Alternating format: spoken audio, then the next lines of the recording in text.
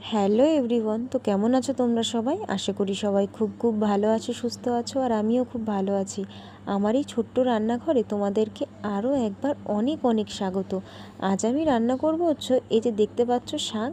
এই শাক রান্না করব রসুন দিয়ে, আর ভেন্ডি ভাজা করব পেঁয়াজ দিয়ে, আর সয়াবিনের তরকারি। তো এটাই তোমাদের সঙ্গে আজকে আমি শেয়ার করব।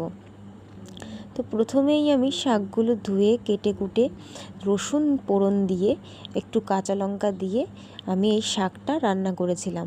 এই শাকটা খেতে সত্যিই খুব ভালো লাগে। মানে এই শাকটার নাম আমি ঠিক জানি না, কিন্তু মাঠ থেকে তুলেছিলাম, তো মা বলল এই শাকটা তোল, এটাই তুলেছি। আমি শাকের নামটা ঠিক জানি না। আর যাই হোক, তো এইদিকে আমার শাক ভাজাটা হয়ে গেছে। তারপরে আমি বসিয়ে দিয়েছি হচ্ছে ভেন্ডি ভাজা।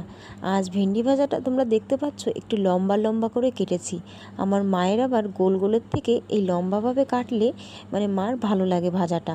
তাই বললাম ঠিক আছে, তাহলে এইভাবে কেটেই তোমার জন্য ভাজা করে দেব। আর তারপরে ভেন্ডি ভাজা হয়ে গেলে তারপরে বসিয়ে দিয়েছিলাম হচ্ছে সয়াবিনের তরকারি। তো প্রথমেই আমি আলুটা ভাজা ভাজা করে নিয়েছি। সেই আলুটা ভাজা ভাজা হয়ে গেলে আমি সয়াবিনটা দিয়ে দিলাম। কারণ সয়াবিন আর আলুটা ভাজা ভাজা হলে দেখবে সয়াবিনের তরকারিটা খেতে খুব টেস্টফুল হয়। আর সয়াবিন যদি ভাজা একটু কম হয় তো একটা কেমন একটা গন্ধ বা স্মেল টাইপের বেরোয়, ভালো লাগে না। তো যাই হোক, ওইদিকে ভাজা ভাজা হয়ে গেছে। তারপরে ফোড়নে দিয়েছিলাম জিরে আর পেঁয়াজ। পেঁয়াজটা একটু ভাজা ভাজা হয়ে গেলে আমি দিয়ে দেব মশলাটা। তো এই মশলা আমি ঠিক অল্প মশলাই দিয়েছি। যেমন কি টমেটোটা বেশি দিয়েছি, রসুন আদাটা একটু কম, আর কাঁচা লঙ্কা দিয়েছি। শুকনো লঙ্কা আমি দিইনি, যেহেতু শুকনো লঙ্কা খেলে পেট জ্বলে, আর খাওয়াটা ঠিক ভালো না, তার জন্য ওটা দিইনি। বা কাঁচা লঙ্কা আছে না, সেটাই পাকাটা কালার, যে কাঁচা লঙ্কাটা থাকে সেটাই আমি দিয়েছিলাম। এদিকে রান্নাটাও ভালো হয় আর কালারটাও ভালো আসে।